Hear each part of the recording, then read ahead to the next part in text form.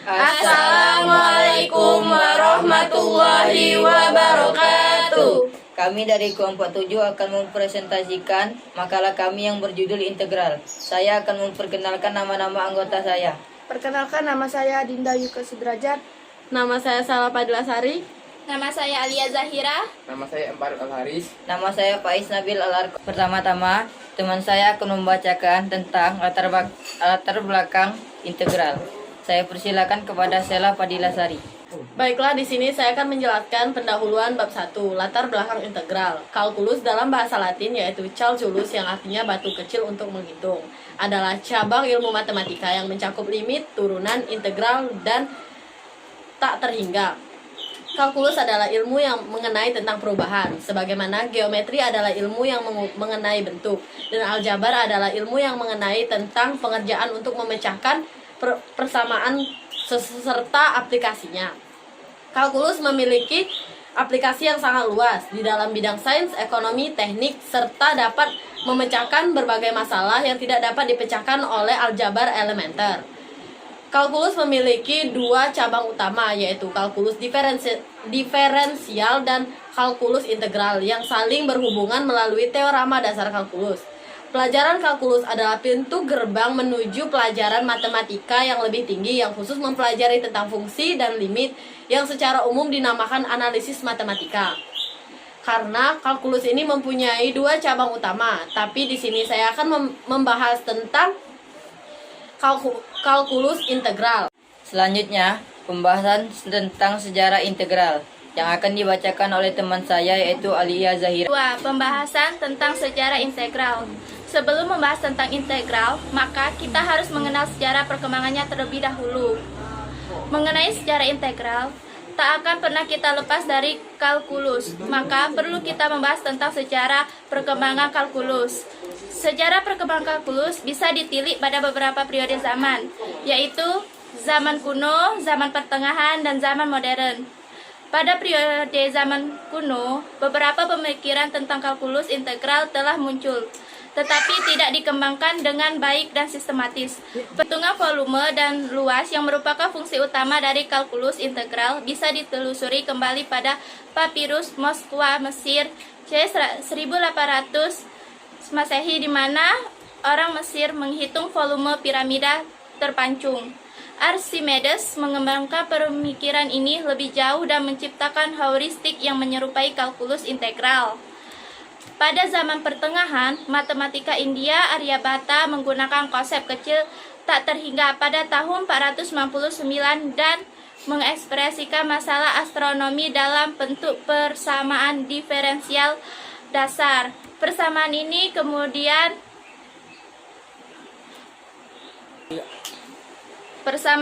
kemudian mengantar Bhaskara II pada abad ke-12 untuk mengembangkan bentuk awal turunan yang mewakili perubahan yang sangat kecil tak terhingga dan menjelaskan bentuk awal dari teorema Rayleigh.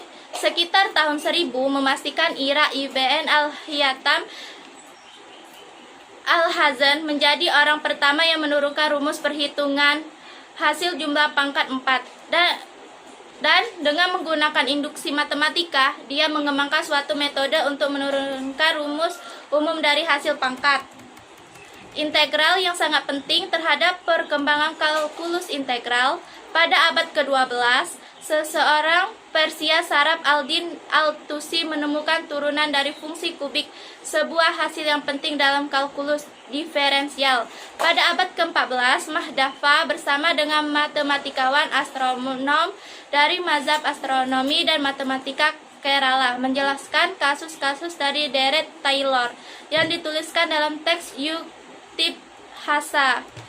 Pada zaman modern, penemuan independen terjadi pada awal abad ke-17 di Jepang oleh matematikawan seperti Sekikawa. Di Eropa, beberapa matematikawan seperti John Wallis dan Isaac Barrow memberikan terobosan dalam kalkulus. James Gerogi membuktikan sebuah kasus khusus dari teorema dasar kalkulus pada tahun 1668. Gottfried Wilhelm Leibniz pada awalnya dituduh menjiplak dari hasil kerja Sir Isaac. Lanjutan sejarah integral. Newton yang tidak dipublikasikan namun sekarang dianggap sebagai kontributor. kalkulus yang hasil kerjanya dilakukan secara terpisah. Leibniz dan Newton mendorong pemikiran-pemikiran ini bersama sebagai sebuah kesatuan, dan kedua orang ilmuwan tersebut dianggap sebagai penemu kalkulus secara terpisah dan dalam waktu yang hampir bersamaan. Newton mengaplikasikan kalkulus secara umum ke bidang fisika, sementara Leibniz mengembangkan notasi-notasi kalkulus yang banyak digunakan sekarang. Ketika Newton dan Leibniz mempublikasikan hasil mereka untuk pertama kali, timbul kontroversi di antara matematikawan tentang mana yang lebih pantas untuk menerima penghargaan terhadap kerja mereka. Newton menurunkan hasil kerjanya terlebih dahulu, tetapi Leibniz pertama kali yang mempublikasikannya. Newton menuduh Leibniz mencari pemikirannya dari catatan-catatan yang tidak dipublikasikan, yang sering dipinjamkan Newton kepada beberapa anggota dari Royal Society. Pemeriksaan secara terperinci menunjukkan bahwa keduanya bekerja secara terpisah, dengan Leibniz memilih dari integral dan Newton dari turunan. Sekarang, baik Newton dan Leibniz diberikan penghargaan dalam mengembangkan kalkulus secara terpisah.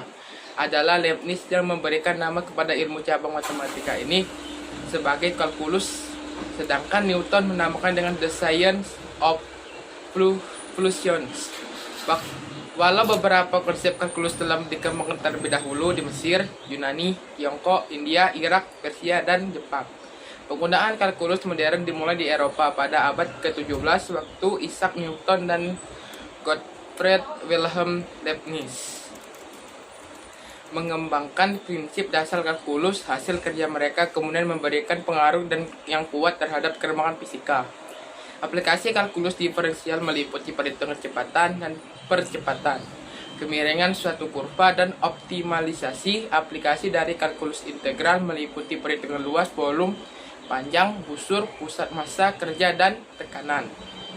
Aplikasi lebih jauh meliputi deret pangkat dan deret Fourier. Kalkulus juga digunakan untuk mendapatkan pemahaman yang lebih rinci mengenai ruang, waktu, dan gerak. Selama berabad-abad, para matematikawan dan filsuf berusaha memecahkan paradoks yang meliputi pembagian bilangan dengan nol ataupun jumlah dari deret tak terhingga. Seorang filsuf Yunani kuno memberikan beberapa contoh terkenal seperti paradoks Zeno. Kalkulus memberikan solusi terutama di bidang limit dan deret terhingga, yang kemudian berhasil memecahkan paradoks tersebut. Beberapa ilmuwan yang telah memberikan sumbangan terhadap penemuan dan pengembangan metode matematika hitung integral ini antaranya. Lanjutan dari sejarah integral. 1. Archimedes 287 sampai 212 Masehi. Archimedes seorang fisikawan sekaligus matematikawan dari Syracuse, Yunani. Pada abad kedua sebelum Masehi, Archimedes telah menemukan ide penjumlahan untuk menentukan luas sebuah daerah tertutup dan volume dari benda putar. Di antaranya adalah rumus lingkaran, luas segmen parabola, volume bola, volume kerucut, serta volume benda putar yang lain. Ide penjumlahan ini merupakan salah satu konsep dasar kalkulus integral. 2. Isaac Newton 1642 sampai 1727 Masehi. Isaac Newton seorang matematikawan sekaligus fisikawan dari Inggris. Isaac Newton dari Gottfried Wilhelm Leibniz. Dalam kurun waktu yang hampir bersamaan, meskipun bekerja sendiri-sendiri, telah menemukan hubungan antara kalkulus diferensial dan kalkulus integral. Walaupun konsep luas daerah yang dibatasi oleh kurva tertutup integral tertentu telah lebih dahulu diketahui, tetap satu Newton dan Leibniz merupakan dua tokoh terkemuka dalam sejarah kalkulus, sebab mereka mampu mengungkapkan hubungan yang erat antara antiderivatif dengan integral tertentu. Hubungan ini dikenal dengan teorema dasar kalkulus. 3. Gottfried Wilhelm Leibniz 1646 sampai 1616 Masehi. Gottfried Wilhelm Leibniz, seorang ilmuwan jenius dari Leipzig, Jerman. Leipzig seorang ilmuwan serba bisa yang mendalami bidang hukum, agama, filsafat, sejarah, politik, geologi, dan matematika. Selain teorema dalam kalkulus yang dikembangkan bersama Newton, Leibniz juga terkenal dengan pemakaian lembaga matematika. Lambang dx plus dy bagi turunan dari lambang integral. Bagi integral merupakan lambang-lambang yang diusulkan oleh Leibniz dalam hitung diferensial dan hitung integral. 4. Georg Friedrich Bernhard Riemann 1826 sampai dengan 1866 Masehi. Georg Friedrich Bernhard Riemann seorang matematikawan dari Göttingen, Jerman. Meskipun teorema dasar kalkulus telah dikemukakan, definisi mutakhir tentang integral tentu atas sumbangannya. Inilah integral tentu sering disebut sebagai integral Riemann. Selanjutnya, materi integral yang akan dibacakan oleh teman saya yaitu Adinda Yuka Sudrajat. Materi integral. Dalam kalkulus integral dikenal dua macam pengertian integral, yaitu integral tak tentu indefinite integral dan integral tertentu definite integral. Integral tak tentu adalah kebalikan dari diferensial, yakni sesuatu konsep yang berhubungan dengan proses penemuan suatu fungsi asal apabila turunan atau derivatif dari fungsinya diketahui, sedangkan integral tertentu merupakan suatu konsep yang berhubungan dengan proses pencarian luas suatu area yang batas-batas atau limit dari area tersebut sudah tertentu. 1. Integral tak tentu. A. Pengertian integral tak tentu dalam bahasa Inggris dikenal dengan nama indefinite integral atau kadang juga disebut dengan antiderivatif,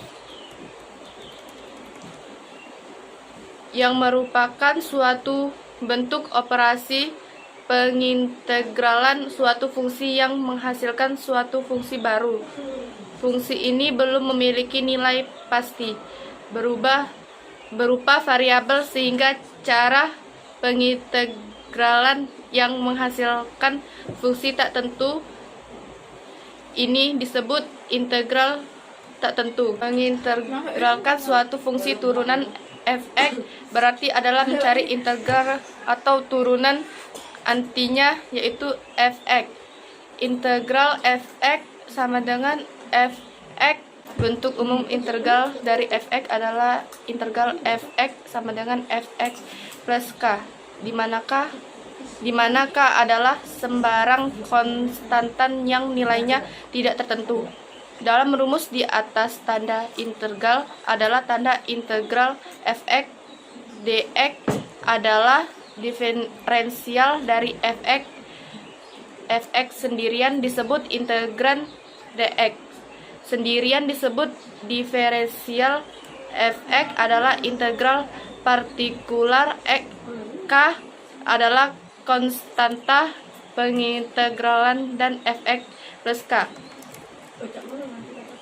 merupakan fungsi asli atau fungsi asal. Proses pengintegralan disebut juga integrasi rumus umum integral.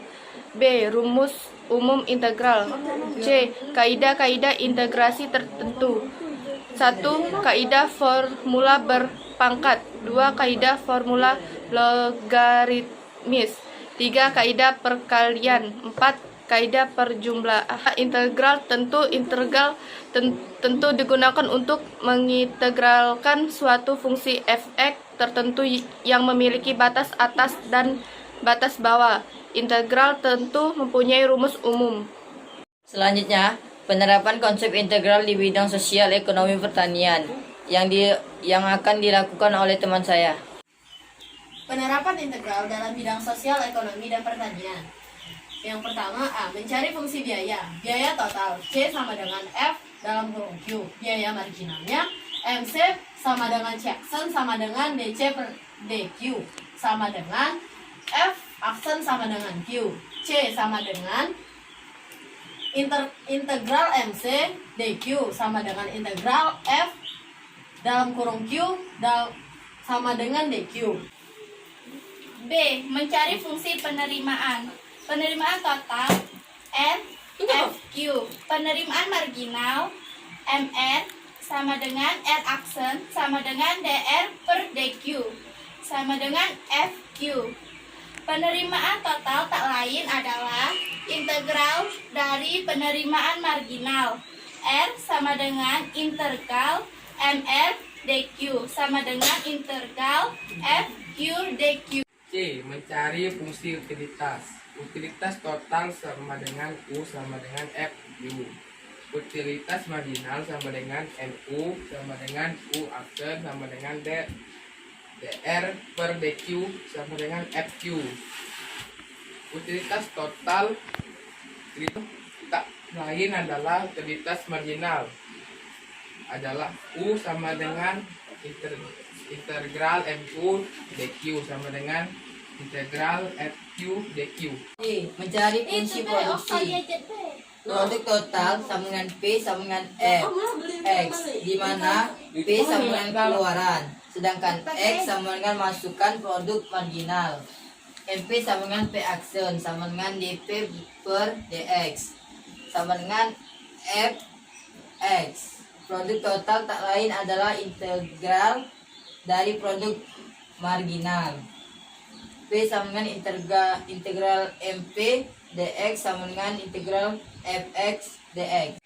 C sama dengan F, Y sama dengan A tambah DY. MPC sama dengan C aksen sama dengan DC per DY sama dengan F, Y sama dengan D. Karena Y sama dengan C tambah S, maka I sama dengan GY sama dengan min A plus 1 min B Y. MPS sama dengan S itu sama dengan DS per DY sama dengan G aksen Y sama dengan 1B.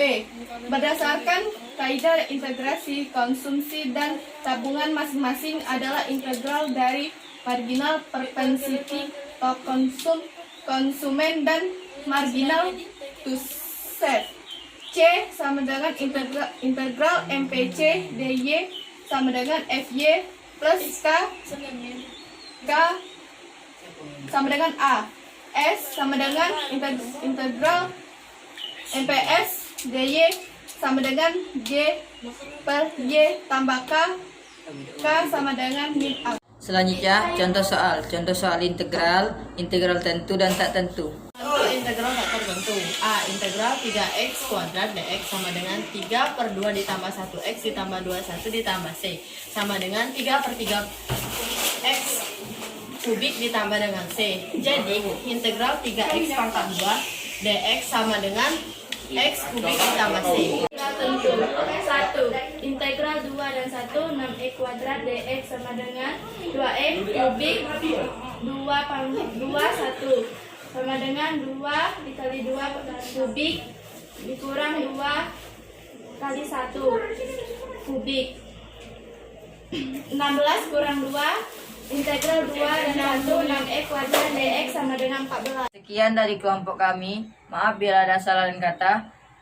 Kami ucapkan wassalamualaikum warahmatullahi wabarakatuh.